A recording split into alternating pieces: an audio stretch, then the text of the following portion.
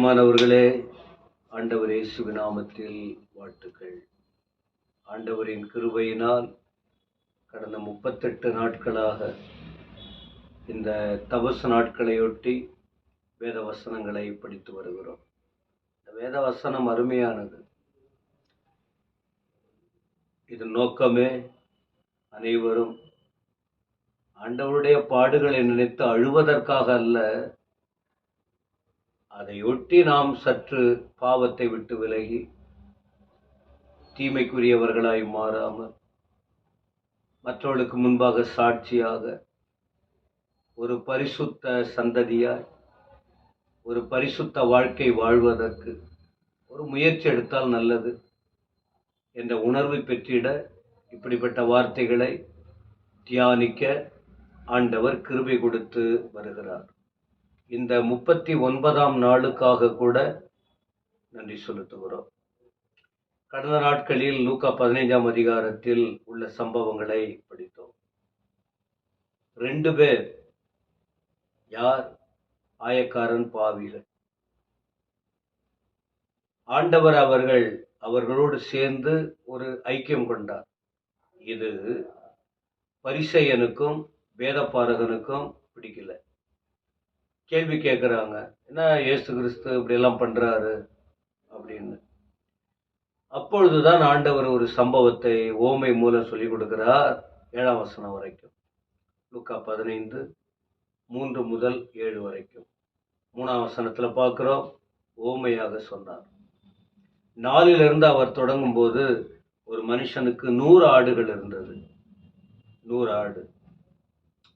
அவன் என்ன செய்தான்? 100 ஆட்டை வனாந்தரத்தில் அப்படியே விட்டுட்டு காணாமற் போன ஆட்டை தேடி போனான் என்பதெல்லாம் பார்த்தோம். அப்போ ஆட்டினுடைய நிலை, ஆடு என்றால் என்ன? ஆத்துமா, மனுஷன். வேதத்தில் நாம பார்க்கும்போது 119ஆம் சங்கீதம் 176ல தாவீது சொல்றாரு, நான் வழி தப்பி போன, என்னை தேடுனா நான் கற்பனையை கை கொள்ளுவேன். காணாமற் போன ஆட்டை தேட வேண்டியது கட்டாயம். ஏசாயா 53ஆம் அதிகாரம் 6ஆம் வசனத்தில் பார்க்கிறோம், நாம் வழி தப்பி போனோம், ஆனா நம்முடைய எல்லா அக்கிரமங்களுக்காக ஆண்டவர் எல்லா பாரத்தையும் ஏற்றுக்கொண்டார் என்று பார்க்கிறோம். எரேமியா 50ஆம் அதிகாரம் 6ஆம் வசனத்தை படிக்கும்போது எரேமியா இப்படி எழுதுகிறார், தேவனுடைய பிள்ளைகள் யார் அப்படின்னு சொன்னா, தொழுவத்தை மறந்தவர்கள். எங்கே வைத்து பராமரித்து வளர வைத்து போஷித்து நடத்தின அந்த தொழுவத்தை அவங்க மறந்துட்டு தூரமா போயிட்டாங்க.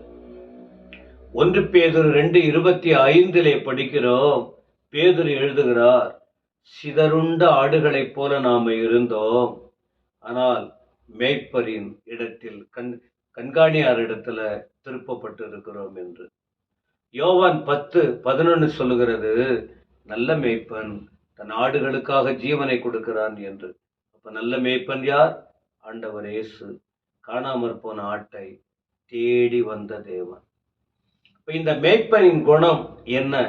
99 ஆட்டை அப்படியே விட்டுட்டு அவன் கடந்து போகிறான். 99 ஆடு என்பது யார்? மேய்ப்பனின் சொல்லை கேட்டு நீதிமானாய் மாற்றப்பட்டு என்ன வந்தாலும் விலகாம உறுதியாய் வாழ்கிற ஒரு கூட்டம் என்று சொல்லலாம். மேய்ப்பன் என்ன பண்ணுகிறார்? காணாமற் போன ஆட்டை தேடுகிறார். ரொம்ப பிரயாசம். இப்படி தேடும்போது கண்டுபிடிக்கிறார். கண்டுபிடித்த உடனே அவருக்கு ஒரு சந்தோஷம் வருகிறது. எல்லாருமே காணாமற் போன ஒன்று தேடி கண்டுபிடிக்கப்பட்ட பின்பு ஒரு சந்தோஷம் இருக்கும். அதை அவர் என்ன பண்ணுகிறார் பாருங்கள், தோளின் மேலே போட்டு சந்தோஷத்தோடு தூக்கி வருகிறார். இந்த ஆடு காணாம போயிடுச்சு. மேய்ப்பன் என்ன பண்ணியிருக்கணும்? கோபப்பட்டிருக்கணும், அடிச்சிருக்கணும், தரன்னு இழுத்துக்கிட்டு வந்திருக்கணும், பட்டாத பாடுபட்டிருக்கணும், எங்களை என்ன இவ்வளவு வேதனைப்பட்டுட்டேன்னு. ஆனா மேய்ப்பன் அப்படி பண்ணல. ஆடுகளின் நிலைமை தெரியும். மனுஷன்தான், தெய்வம்தான். அப்ப என்ன மேய்ப்பன் அல்லது தேவன் விரும்புறது என்ன? ஆடுகள், ஆத்துமாக்கள். அந்த மனுஷன் சாவ விரும்பல. எனக்கு அன்பான ஆண்டுடைய பிள்ளைகளே, இன்னைக்கு நிறைய பேர் வாழ்க்கை வீணா போய்கிட்டு இருக்கு. ஆனா ஆண்டவர் ஒருவர் சாவை விரும்பவில்லை. எசேக்கியேல் 18:23. அந்த ஆட்டு மேல அவருக்கு கோபம் வரல. ஆடுகள் பலவீனமானது. கோபத்தை காட்டினா பிரயோஜனம் இல்லை. மீகா 7:18. ஆடின் பலவீனம் பார்த்து அவர் என்ன பண்ணாரு? மெதுவாய் நடத்துகிறார். மேய்ப்பன் ஆடுகளை மெதுவாய் நடத்துகிறவன். ஏசாயா 46:3-4 எதற்காக 40ஆம் அதிகாரம் 10-11 ஏசாயா 46:3-4 பார்க்கும்போது கடைசி வரை சுமக்கிற தேவன். இதுவரை சுமந்தவர். ஏன்னா அந்த மேய்ப்பன் என்ன பண்றாரு? தோள் மேல போட்டு தான் கஷ்டம் இருந்தா கூட சுமந்து வருவதை போல ஆண்டவர் ஒரு குறிப்பிட்ட நாள் அல்ல, கடைசி வரை சுமக்கிற தேவன். எதனால் அப்படி சுமக்கிறார்? ஏசாயா 63:9 படி ஒவ்வொரு மேலுள்ள அன்பினாலே அவர் சந்தோஷத்தோடு சுமந்து வருகிறார். 7ஆம் வசனம் சொல்லுகிறது, ஒரு பாவி அதை ஒப்பிட்டு சொல்றாரு. ஏன் இதெல்லாம்? ஒரு மேய்ப்பன் ஆட்டை தேடி காணாமற் போன ஆட்டை தேடுவதற்கு காரணம், மேய்ப்பன் என்பது யார்? தேவன். ஆடுகள் என்பது யார்? பாவத்திலே விழுந்து போன ஒரு ஆத்துமா. அப்ப அந்த ஆத்துமா மனம் திரும்ப வேண்டும் என்று விரும்புகிறார். அப்படி மனம் திரும்பிட்டா பரலோகத்துல மிகுந்த சந்தோஷம் உண்டு என்று லூக்கா 15:7 சொல்லுகிறது. எனவே ஆண்டவர் இயேசு இந்த உலகத்தில் வந்தது நீதிமான்களை அல்ல, கெட்டு போனவர்களை ரட்சிக்கும்படி. பரிசேயரும் வேதப்பாரகரும் முறுமுறுத்ததில் எந்த அர்த்தமும் கிடையாது. ஏன் தெரியுமா? இயேசு கிறிஸ்துவின் ஊழியமே என்ன? பாவிகளை மனம் திரும்பி அவர்களை பரலோகத்தில் சேர்க்க. அதற்காகவே ஆண்டவர் வந்தார். வந்து என்ன செய்தார்? தன்னை ஒப்பு கொடுத்தார், சிலுவையிலே மரித்தார், தன் ரத்தத்தை சிந்தினார், ஆடுகளுக்காக ஜீவனை கொடுத்தார். அந்த ஆண்டவர் இன்றைக்கும் உயிரோடு இருக்கிறார். எனக்கு அருமையானவர்களே, இந்த நாட்கள் இந்த வசனத்தை தியானிக்கிற காரியம் என்ன தெரியுமா?